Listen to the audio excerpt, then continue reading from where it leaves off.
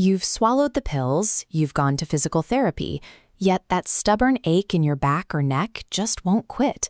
You've probably had an MRI, maybe more than one, expecting a clear explanation, only to be told the doctors can't quite pinpoint the problem.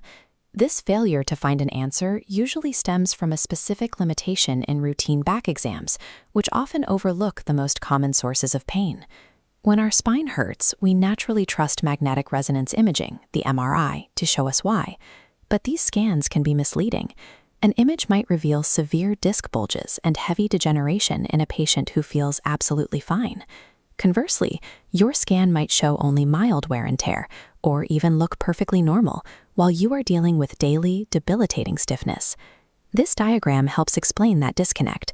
An MRI is essentially a camera for structural damage. It maps the bones and discs, but it cannot capture the active neurological signals of experienced pain. When we rely exclusively on an MRI, we are measuring anatomy rather than the pain itself, leaving a gap between what the camera sees and what you actually feel.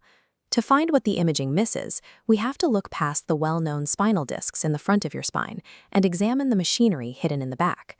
As the front discs fade, you can clearly see the facet joints, small connections linking one vertebra to the next. A pair sits at every level of your spine, opposite each other on the left and right. They function like mechanical hinges, guiding and stabilizing your movement every time you bend or twist. But like heavy door hinges, repetitive motion takes a toll. Cartilage wears thin, and surrounding tissue becomes irritated and inflamed.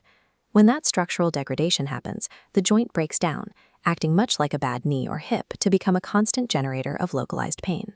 The physical breakdown of the joint is what causes the irritation, but a separate system is required to translate that irritation into the sensation of pain. That communication happens through a specialized piece of neurological wiring called the medial branch nerve. Looking closely at the inflamed joint, you can see this tiny nerve pathway directly attached to it, which leads off-screen toward the brain. Its entire job is to act as an alarm wire, detecting irritation in the facet joint and transmitting a distress signal upward. The deteriorated joint is the origin of the problem, but this nerve is the messenger that keeps you in a constant state of pain. You can often identify facet joint trouble by how it feels, typically a deep, dull ache firmly planted in your lower back or neck. Unlike a pinched nerve root, which fires sharp shocks down your leg, facet pain stays local. Because these joints control extension, the ache noticeably spikes when you lean backward, twist your body, or look over your shoulder. You'll also feel it most after periods of inactivity, experiencing heavy stiffness first thing in the morning, or a deep soreness after standing or sitting for hours. If you are managing that specific, localized throbbing day in and day out, and your MRI results look perfectly fine, you are likely dealing with an undetected facet joint issue. This brings us back to our diagnostic problem.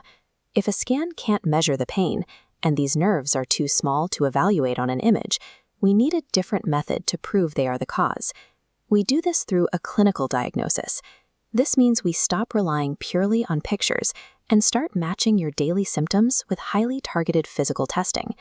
To find the true source of chronic spine pain, medical providers must move past passive imaging and actively test the nervous system itself. The most effective tool we have for this is a specialized procedure known as a medial branch block. It is a straightforward, outpatient test designed to temporarily quiet that specific medial branch nerve, intercepting the pain signal right at the source. Identifying the specific joint responsible for your discomfort provides the roadmap for your actual treatment and recovery.